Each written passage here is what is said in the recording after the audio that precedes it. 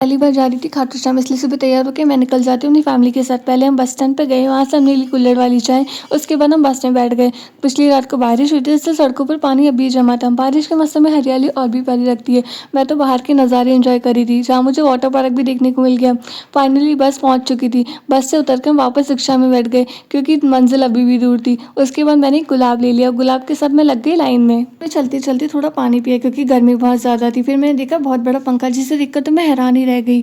फिर आगे चल के तो मैं और हैरान हो गई, क्योंकि भीड़ बहुत ज़्यादा थी। मे बी संडे की वजह से इतनी भीड़ थी। पहले तो मैंने श्याम बाबा के टीवी पर ही दर्शन कर लिए, फिर चलते चलते मंदिर भी आ गया। में मुझे एक डॉग भी दिख जाता है, जो कि बहुत आराम से सो रहा था इतनी भीड़ और शोर शराबे में, इसलिए उसे बिना डिस्टर्ब किए मैं आगे बढ़ जाती हूँ। फाइनली मेरी मंदिर में एंट्री हो जाती है। मंदिर की डेकोरेशन बहुत सुंदर थी, सब कुछ बहुत ज़्यादा प्यारा लग रहा था, जिसे देखकर तो मैं बहुत ज़्यादा खुश हो गई थी। फिर फाइनली मेरे श्याम बाबा के दर्शन भी हो गए, जो कि बहुत प्यारे हुए थे।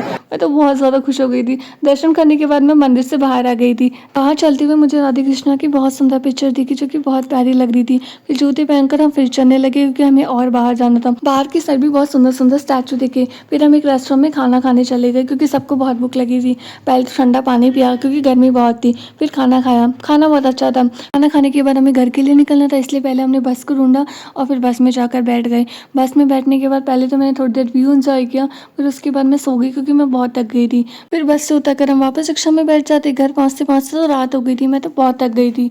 फाइनली घर आ जाता है, बड़ा मज़ा बहुत आया। Thank you for watching. Radhe Radhe.